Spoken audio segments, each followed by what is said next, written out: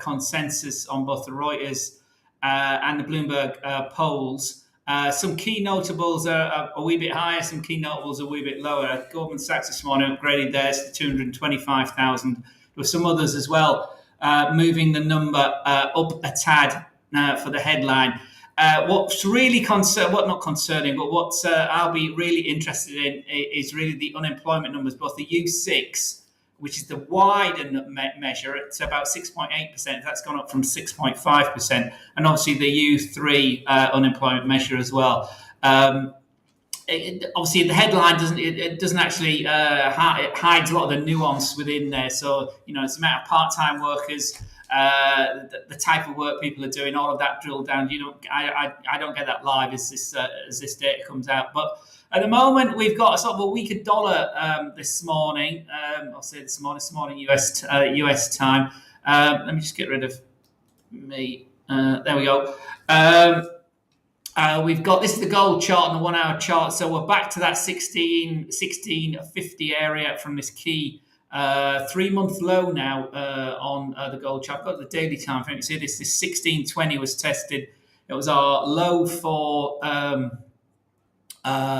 September. It was our low for October, and it's already pushed in our low for November as well. So gold remains in a downtrend. It's under its 20 day.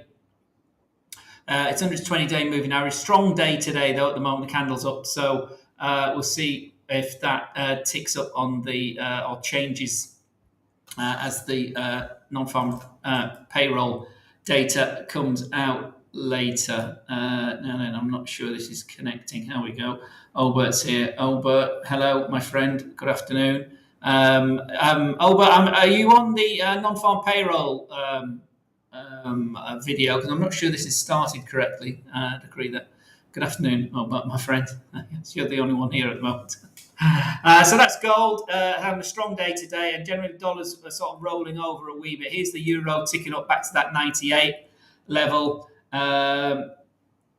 Sterling hanging around the 112 level. Been lots and lots of stories around sterling today. So sterling hanging around 112. The Aussie was our best moving pair this morning, having sold off yesterday into this 62.25 area, back to 63 and 63.85 again this morning. So again, that's moving up. But let's put the euro back on. Mohammed's asking, is gold going to 1700? Well, 1700 is a long way away. Here we are at 1650. 1700 is all the way off this chart's all the way up here. If I just take this back to the daily time frame, Mohammed, it's not happening obviously straight away. 1700 is all the way up here.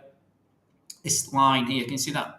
Lots of lines on this, so I apologise for that. But this is 1700. It doesn't look too far away on this chart, does it? But the trend, as you can see here, is down here. So we need to break this 1680 level where the 50-day moving average is.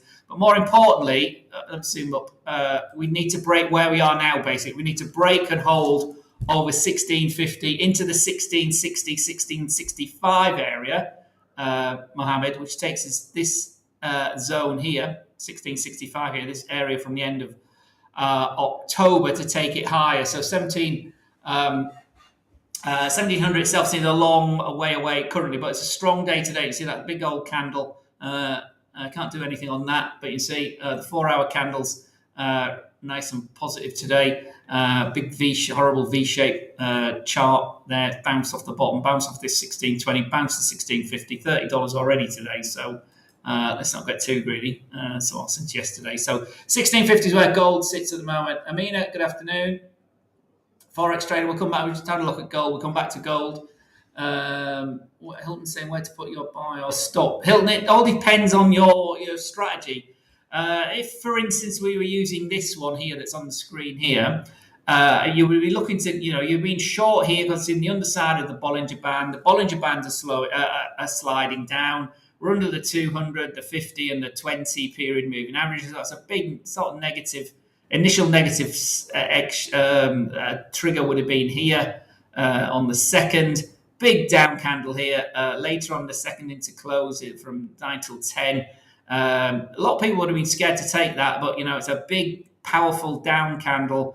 We went sideways for a bit of the session, but as you can see, we're under. So this particular strategy would have triggered short here, Hilton.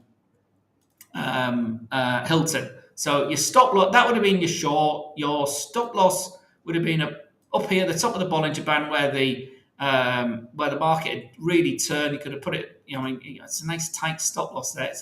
If you'd put it above that, even in that the intraday high there, your entry would have been down here, and then you trail your stop loss down. Again, it depends how you're doing it. You could trail your stop loss down as the price moves down. You wouldn't have moved it until we'd broken. You certainly would have moved it down to entry here, locking your profits there, and then there's a big candle down there, and again you would have left it probably there, or I certainly would have left it there.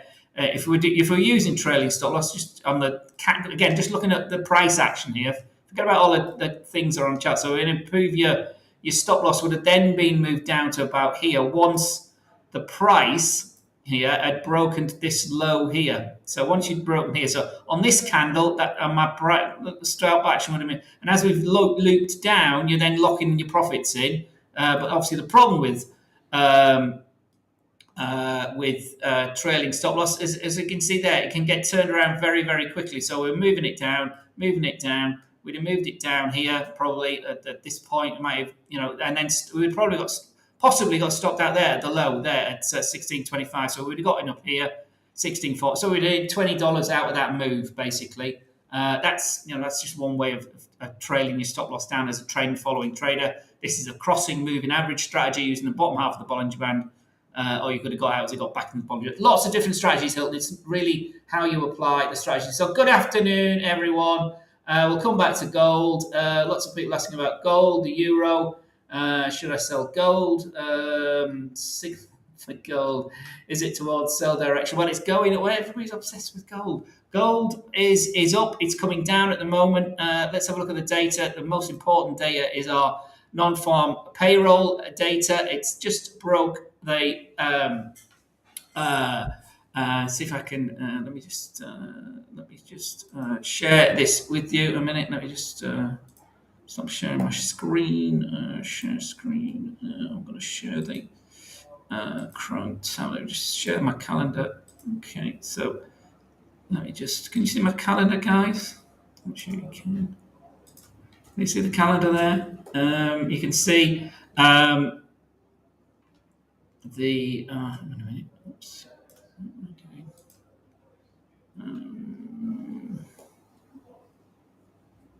Oh, you can see the calendar. Good. Okay. So, whoops. What am I doing?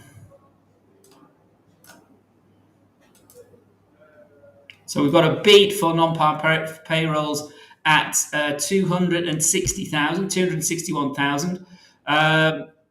Average week hasn't changed. Earnings is flat. It's come down as expected. Unemployment hasn't moved up, or has moved up with the expectation 6.8 for the U6. The more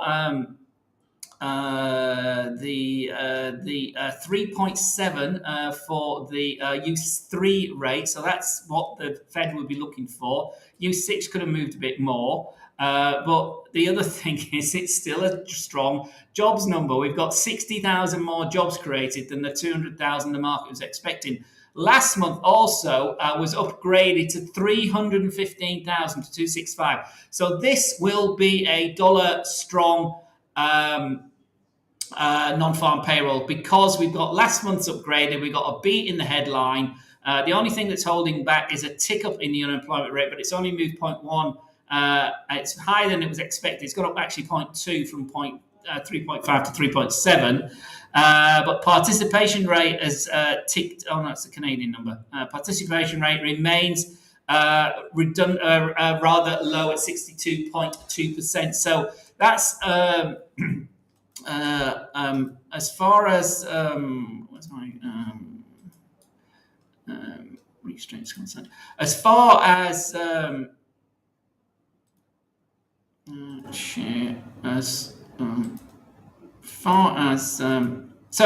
as far as the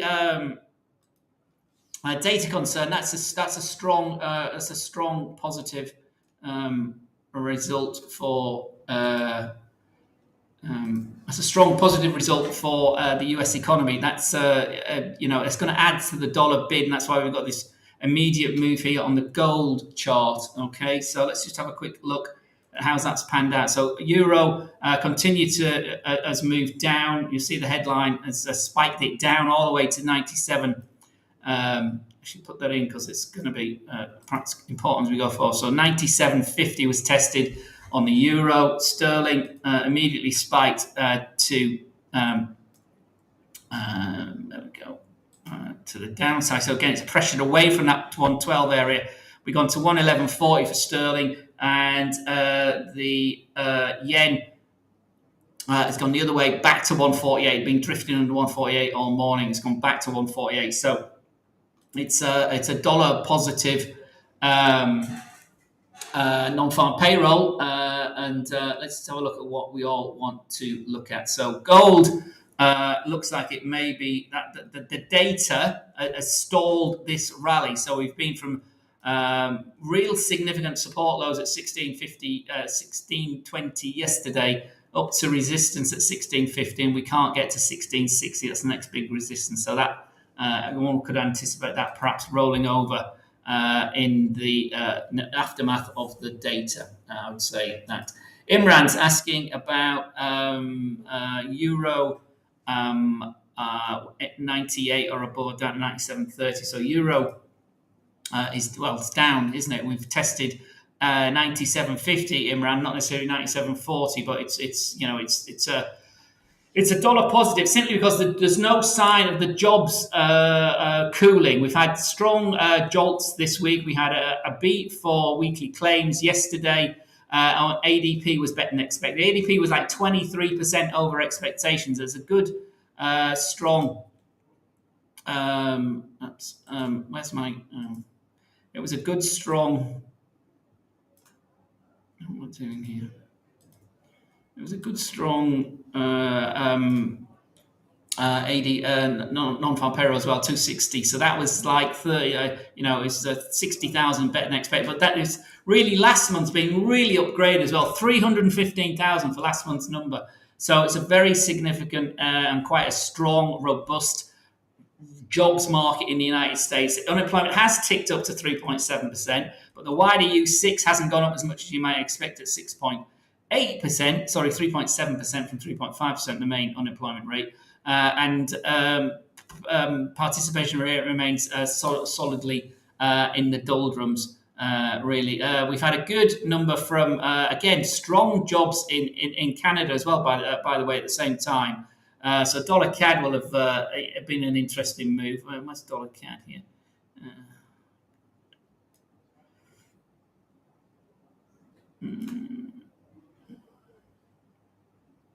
I can't see dollar CAD. Let me just pull in dollar CAD. Dollar CAD, yeah, that's as I thought, that a hugely interesting move for a very positive Canadian result. So from 136. 136.50, we're all the way down at 135.60, so a big 100-point drop for dollar CAD to the downside. Big positive Canadian data. Unemployment down, employment change up, so it's obviously some actions required, or more actions required from the Canadian banks. Remember they pulled.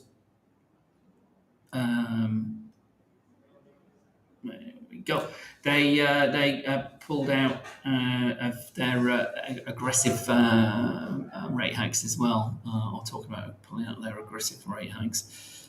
So let's go back. Let's have a look at what you guys are on look at. So Imran, you're looking at euro to the downside. Jabal saying sell gold. Well, gold, as I say, has certainly rolled over, but it's reversed back the other way here as the data is getting absorbed. So 5 minutes later, we're back to the upside. So gold continues to push higher, and it's broken that key 1650 area. So perhaps we've got a reinterpretation of that data. But for me, that was a relatively strong dollar data with the jobs still holding quite high. with the payrolls at 261 compared to that 195 that Reuters will close. So we look at the daily chart here for you gold traders, guys. Excuse all the lines on here, but this is the hour chart with lots of other lines on it, obviously. And you can see that there's big support here at 1620, which we've tested twice already.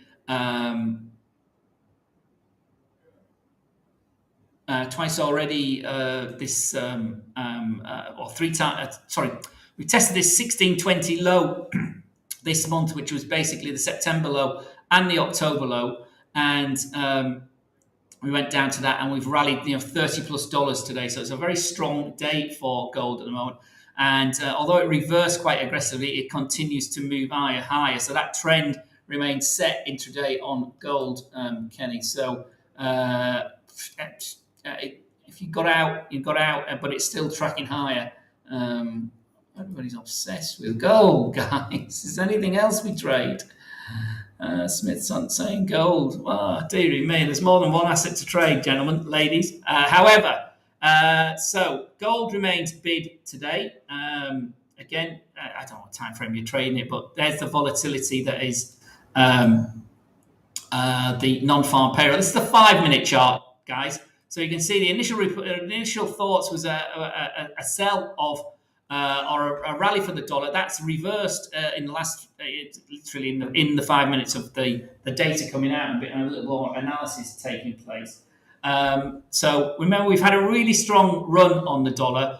So again, the non-farm payroll data may be being used as an excuse to cash in some trades, but certainly that shouldn't. The data that's come out now is not really going to push the Fed off its course. If anything, the strong jobs would suggest, definitely the 50 basis points in December, rather than this easing of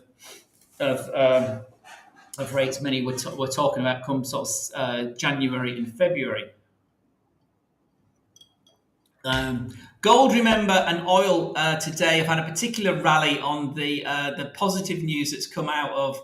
It's not necessarily related to the dollar. It's with the positive news out of China that they're considering getting rid of COVID restrictions. It's just there's talk that over the weekend a panel, a committee will be formed, which will look at opening up some airspace, opening up some of the very, very strict zero COVID restrictions that are in place. So that's helped both gold and the oil market. I'll show you the oil market as well. That's rallied very significantly today through the key 90 level. And here, this is US oil attempting a push to $92, a key resistance level for oil as well.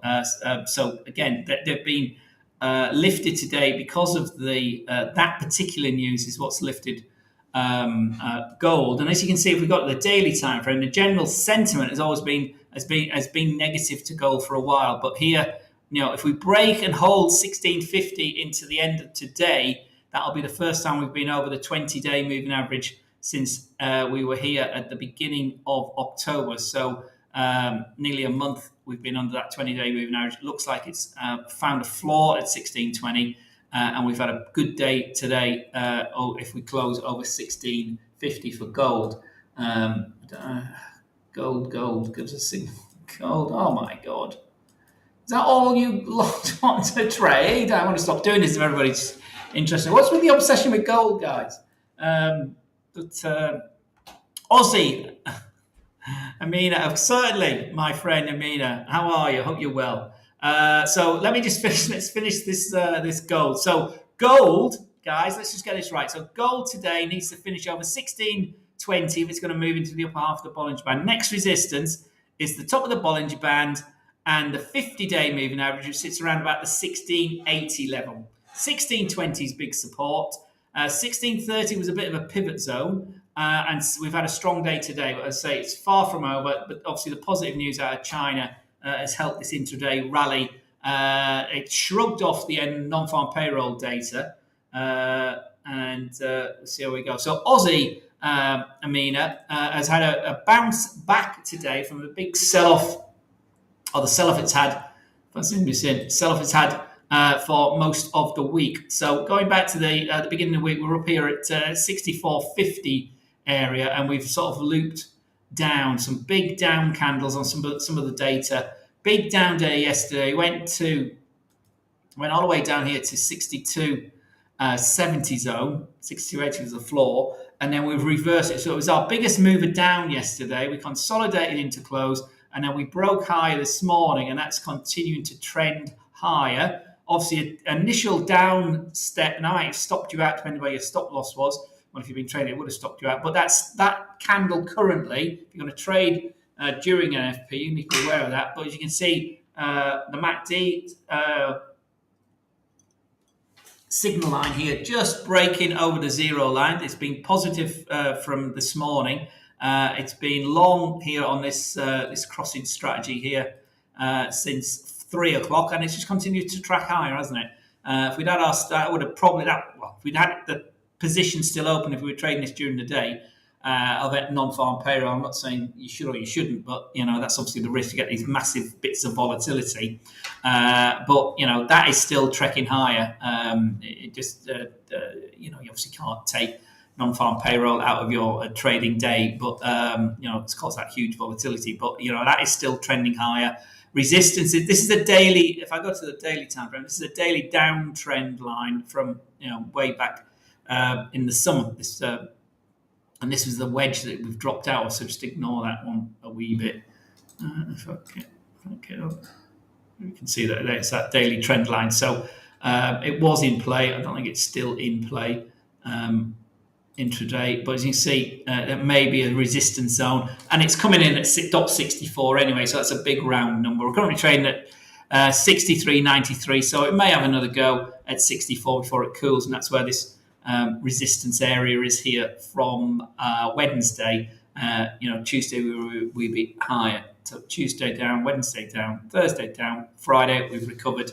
64s, I would say, is a big resistance area. going forward. Jubilani asking about dollar CAD. Well, again, I don't know what time frames, but we saw what had happened with the Canadian data being much stronger. A big 100,000 jobs created for the Canadians here. CAD work net change was 108,000 new jobs compared to an expected decline from 20,000 to 10,000. So it's a huge beat. And unemployment rate has come down as well. So it's more jobs and unemployment rate has come down. So, the inflation issues in Canada are like they are everywhere else. They're not perhaps as bad. Participation rate's also gone up. So there's more people getting jobs and moving into jobs. And earnings have gone up as well, 5.5%. So it's a really strong Canadian jobs report today. Hence this big move. This is only the 5-minute chart, but hence this big move in the dollar CAD.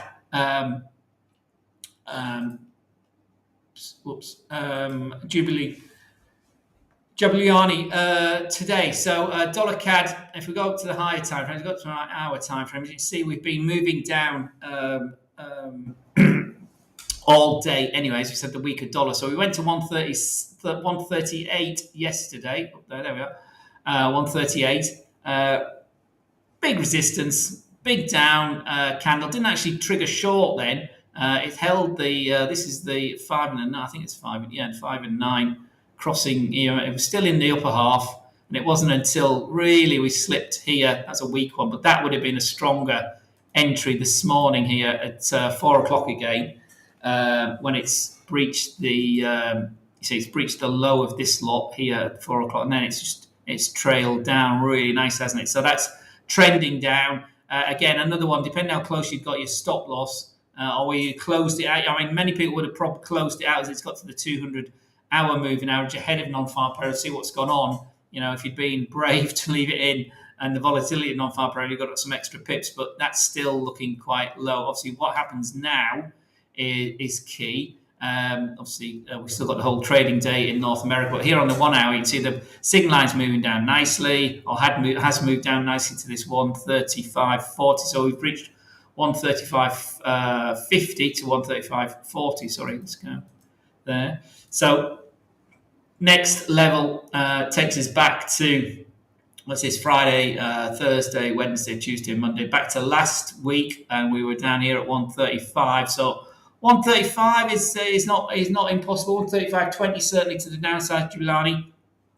See how this big down candle trails, but again, lots of pips on offer there. Been lots of pips on offer yesterday as well, and the day before. But the highs were getting higher, but suddenly, so it's through here. That's a key level now today, or the rest of this week from last week. This 135.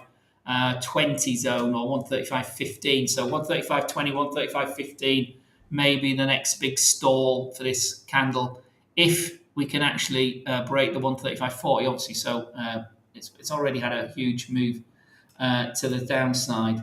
Somebody's come in late. What's the action on gold, Laurels? Why is everybody so obsessed with gold at the moment? There's lots of other assets to trade, my friends. Gold at the moment, here on the 1 hour, remains bid. It's had a strong day. Technically, it went long here yesterday. It didn't break the 20 period until here. Technically, the rule, it was there at 9 o'clock last night. Retraced, big move up through the 50 hour, through the 200 hour. It's up to a key resistance at 1650. It's breached that, and now it's at the next significant resistance zone on a daily basis. You see these fractal highs here. This is 1660, and the 1665 zone is absolutely key. So it may stall here again on an intraday basis, but at the moment it remains bid here on the 1 hour time frame. The 4 hour candle is very strong from this 1620 low. If we zoom this in, you can see the significance of this 1620 level. So this is the November low. It was our October low here. This is low for October. And it was also a September low here at 16. So 1620 key level. We hit it again and bounced off it nicely. So buyers down here and off we go to the upside. For 4 hour traders, 1660 it still remains a key level.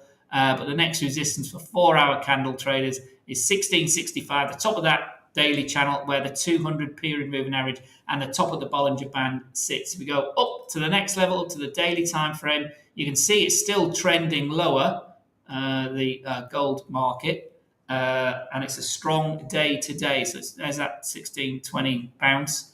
Big up candle today, can't make a decision on there, but it looks like if we break and hold 1650, we've broken it already, but if we breach it and hold it into the end of day, that will break back into the upper half of the Bollinger Band. So there may be some sort of movement again there, this time to the top of the Bollinger Band at 1680, where the 50-day moving average is. A big resistance here on the gold chart is the 1678 zone, 1680 zone for gold to the upside. Okay, so that's where you are, or why we are on a higher time frame.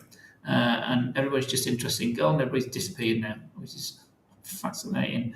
And everybody was from a YouTube, so nobody from Facebook, which is also very interesting. But there we go. Such is life. Let me see if I can't find it here, can I? Let me just see.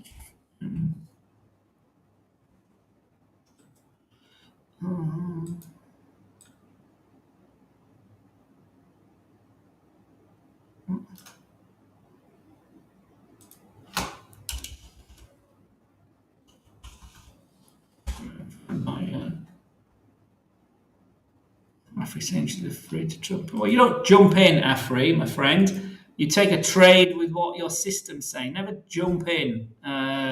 You need to have a strategy. You need to have a system. Follow the rules. It's a rules-based procedure trading. Okay. Don't jump in. Be very careful. It's your money. Markets can be very volatile, especially on a day like NFP day. Let me just see if I can find my Facebook page. Not to worry. Never mind. Be very careful. I don't know what market you're talking about, but really, gold remains bid. But as you say, it it went all the way down to 1643. Went to 1659 and it's bounced off that. We're currently trading at 1656. So, have a system, have a strategy, how to trade it. If you were trading it, the volatility of the non-farm payroll, it slipped lower, and then there's a big up candle here. So you'd have gone long there at 5 minutes afterwards, having been short here into the news. It then spiked lower, but then reversed very aggressively. So if you don't stop, I'll see you'd been stopped out. But that's gone long here on this 5 minute strategy. It's out of its Bollinger Band, but look at the Bollinger Bands, they're spreading. So, and it's ran out of steam at 16:59, and it's coming back down now. So again, it's all about time frames. The 1 minute has already rolled over. So there we go. 1 minute right into 16:59 quite nicely. And that's looking to haven't gone long there, short, long, chopped about a bit. You've gone long, you've had that run, you've got out now, you got out a minute ago here using this strategy, and it's looking to go short, potentially if it breaks under that moving average. But see how it's bounced off it already. So there's some inherent perhaps strength, who knows, in gold, but it doesn't want to go low just yet on that 1 minute time frame. So anyway, 1 hour remains relatively strong. So it's a relatively strong non-farm payroll day today. Wonder why that's not on there. Canada's there. I can see it sort of.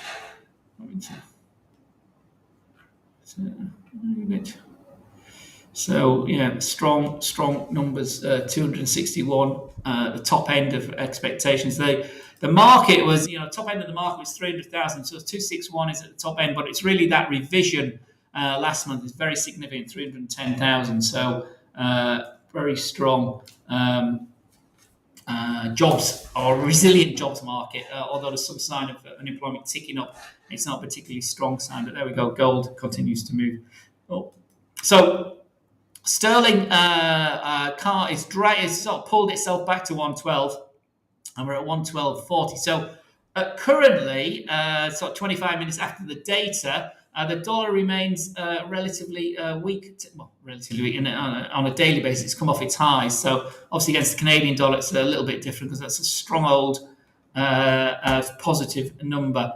Dollar index itself, we haven't looked at this. So we were at 113 yesterday. We rejected 113 significantly yesterday. And again, it's sort of, it's continued to move down. It reversed a bit on the headline, but suggesting that there's enough in there with regard, I would guess, with regard to the unemployment, that the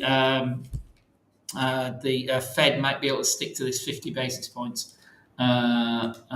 move. So all we do, we're looking at gold, and we asked about gold.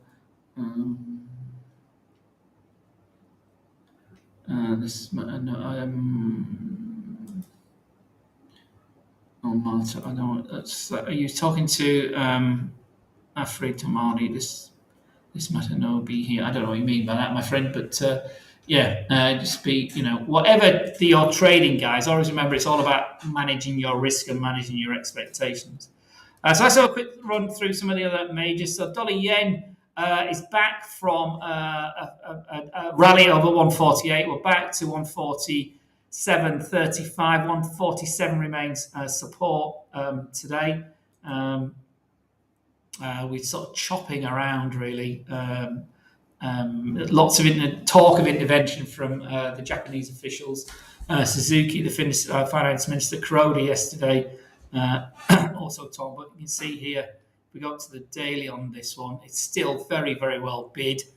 A possible bit of a rollover from this 150, 152 area, but certainly you need to see a break of 145 for this to start coming down with any significant level. Remember, we rallied up really, really aggressively. So unsurprisingly, we're still hanging around 148, 147 level. Why does the screen do that all the time? I don't know. So dollar remains relatively bid against the yen, as you can see, but though we're playing around with the 20-day moving average here on the our moving averages. Why does it? I don't understand why it does that.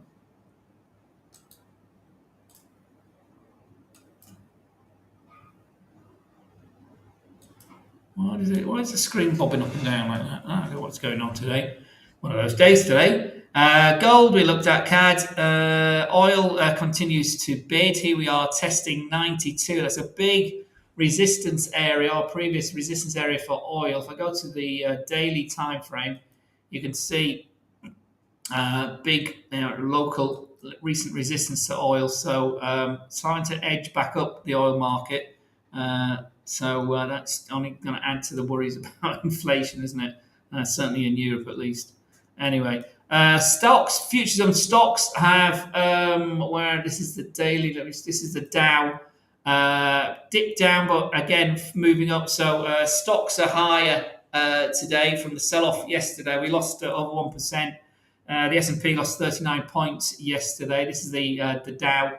Again, for the third or fourth day in a row, I can't remember now, that the Nasdaq was the worst performer. Lost 1.73% yesterday in Nasdaq. But here the Dow, as we speak, half an hour before the cash market opens here on the futures market, it's over its 50-hour moving average, and it's over. It's right into its 200-hour moving average. So this is a relatively positive candle. This is obviously the non-farm payroll candle. It shook out. So that's looking to move forward. Again, another one that was in the upper half of its Bollinger Band from earlier this morning. So a relatively weaker dollar, stocks sort of moving to the upside. So as the Nasdaq is concerned, similar candle pattern as you might expect. This is the Nasdaq weaker performance, as I said, this week. The 50 sits there at 10,925. The 200-hour sits up there at 11,300. So two big testing areas. But there, that was across yesterday. It's the hourly. It's continued to decline. 10,700 was breached yesterday, wasn't it? Yeah, 10,700 was about the support. So looking to go up. So it needs to break over that. And the more important, S&P 500 or the US 30 futures, again, they've also bounced here in the last, that's a 4 hour, today, basically. So you see the Dow's leading. In fact, I think the S&P is leading, isn't it? Yeah, no, the Dow's leading over its 50 period moving average on the intraday basis. The S&P just breaching it now, having shook to the downside. So another update or a update. I'm saying another update, but the futures have recovered from this test down here. We did, as far as the S&P is concerned, we went into the important 3,700 yesterday. We never actually got to it, but we were in a smidge of the zone, and we drifted away from it 75 points into today into close, and we've moved higher. So we've moved above that area. Really, 3,800 is a key. Or what is it? Let's see, 3,800 here is a key sort of holding area, and 3.9 was the resistance area earlier in the year, and again in October. So we've rolled off from 3.9. So we need to break off 3.9 if we're going to move higher. Top of the Bollinger Band on an day basis sits at 3.940, and then the 200 day moving average is up at 4,100 for the S&P 500. So stocks trying to stage some sort of recovery, and indeed had a strong October. The Dow had its strongest October since 1976. The S&P here was up 8%, but it shook it out quite significantly this week, back to test 3.7, but it looks like that's held and it's bounced off that thus far today. So earnings have remained quite mixed. We obviously had a battering for the tech companies, lots of jobs cuts in the tech companies, or not job hirings as they tend to do in the past. So who knows where that's going? It looks like it's a churn out of the tech sector, which has been going on for a while. The Dow's been the best performer of the three major indices. And will the US actually have a biting recession? Will the Fed manage to negotiate a soft landing? All of that is still up in the air. Some say yay, some say nay. You pay your money, you take your choice. But at the moment, bias for me really remains to the downside. That key 50-day moving average here, for instance, on the S&P 500 sits there at 3812. We did break it last week, but then we came back through it this week. So we'll see how much of this rally in October is shaken out in November. November and December tend to be quite strong months for equity markets, simply because a lot of it's to do with the end of the year as well when it comes to December, but and rebalancing. And October notoriously bad, and September notoriously bad. September was, but we had a significant bounce in October. So is the October blip a blip? What will be the impact of next week's midterm elections, where it looks like the Republican wave is going to sweep across America? The Democrats are going to lose the House and the Senate potentially, and we have an immobilized president. Obviously, Trump yesterday gave a very, very direct hint that he will be running in 2024, and he may even announce within the next couple of weeks after the midterms on Tuesday. So that's all back in the melting pot. Will there be any Republicans want to or be able to stand up to him and his machine? Will he be in court? Who knows? All that will pan out in 2023. But anyway, stocks have rolled over. And let's just finish with, I'll say everybody's favourite, the euro. Everybody's favourite is gold, isn't it? So gold continues to move higher. So since non-farm payroll, that's 15, where are we? It's 30 minutes. So if we look at put the 15-minute candle on here, as the numbers came out, we had an initial reaction lower. But since then, the last half an hour, we've been to the upside and we've broken the key 1660. So not only are we over 1650, we're also into this key 1660, 1665. So gold is definitely getting some buys here in early US trades and afternoon session in Europe as well. So gold having a good day today. Is that corresponding with the oil rally as well? It's all this enthusiasm about the Chinese opening. It might be indeed. So there we go. 92's been breached on oil. So oil and gold, two markets to watch, ladies and gentlemen. Gold continued to rally. The other key mover has been the dollar CAD. Strong data from Canada, weaker data from the United States. Dollar CAD continues to unwind from its highs at 138 just yesterday.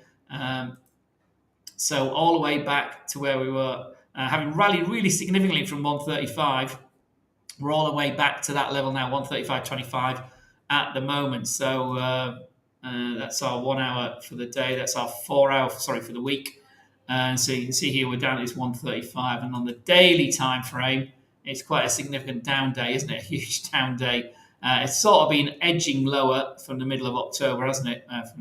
But we did go back to test 138 yesterday, having ran up for 4 or 5 days, and it was a big shakeout day so far. Huge engulfing candle on an end of day basis. Obviously, we can't make any decisions on this candle yet today because it's not closed, it's not finished on an end of day basis. But if we go down the time frames, we can see what a big reaction dollar CAD has had from that rally to 138 in the last day or two. The 1 hour trending lower quite nicely. Thank you very much, Bilal. Yes, the dollar has got weaker on the non-farm payroll data, which is a bit of a surprise, to be honest. Treasury yields are up, so it's probably the fact that yields have got higher, so the nerves have crept in. So that's the weaker dollar has left stock futures to move higher. But it was a strong non-farm payroll. The headline was 261, which why we had that initial jerk higher high for the dollar, suggesting that the Fed might at least definitely keep 50 basis points, perhaps even strong higher again. But then when you drill down, and again, last month's was better as well, 350,000. So strong jobs market. We've had that confirmation. This is the most important one, but the other, the lower level information this week, the ADP was 20% better than expected. Yesterday's weekly claims came in better. It was only 217,000, not 220,000. But unemployment has started to tick up, so that's probably what the markets have seen as this action, this aggressive action from the Fed is starting to take place. On a U6, the wider measure of unemployment is back to 6.8%. It's not a big move, but the headline number has come down to or up to 3.7 from 3.5 last week. So it's probably that's driving things, because that's what the Fed is, hasn't actually openly said we're going to have lots of unemployment, but unemployment, needs to rise towards that 5.5% level if they're going to really crack this, which is what they said, this idea on inflation. Remember, next week we've got the CPI data from the US on Thursday, 8%. It's expected to decline to, again, from, I think it's the fourth or fifth consecutive month it will be, from 8.2%. So I say, see what that comes out. But yes, Bilal, the euro, not the euro, the dollar has got weaker. So I'm going to call it a day. There's no more questions coming in. Watch next week. It's a much quieter week next week. The headline on the most important piece of economic data release is the US CPI data, as I said, on Thursday, excuse me, which is expected to come in at this 8%. We've also got GDP from the UK. We've got inflation from China. Watch the weekend news as well. If the this Chinese committee, or there's some news out of China about easing the zero COVID restrictions, that'll have had a massive rally today, in particular in Chinese stocks and Chinese related stocks, particularly Chinese tech stocks, which have been absolutely battered, but they're back and playing. Watch that news. And obviously the other thing, the US midterm elections take place on Tuesday. More on that on Monday. I'll write a little article, do a little video on the impact of the US midterms next week. The voting takes place on Tuesday. The Republicans are pretty cock-a-hoop at the moment. Everybody's thinking about the economy, so inflation, the high level of fuel duty, the amount of money they're spending in Ukraine, all of playing into the Republicans' armor, and a resurgent Donald Trump as well.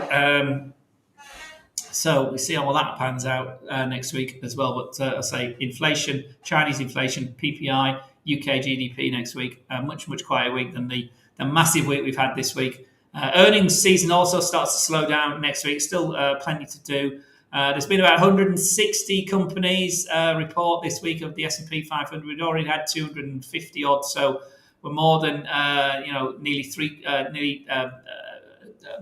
over 3/4 of the way, 75% through the S&P 500. I'll do some roundups of that as well over the weekend, but they've been relatively okay. Bilal, Oman, I don't know what he's talking about. No, because of today's news, it has had a great effect on the dollar. Yeah, the dollar's rolled over. Bilal, what did you say? How long is it going to be weak? Well, it's just rolled over. It depends. It's all about how long you're trading it for, Bilal. Really, that's the thing. There we go. As far as the dollar CAD's concerned, I'll just put that back up. Dollar CAD is. So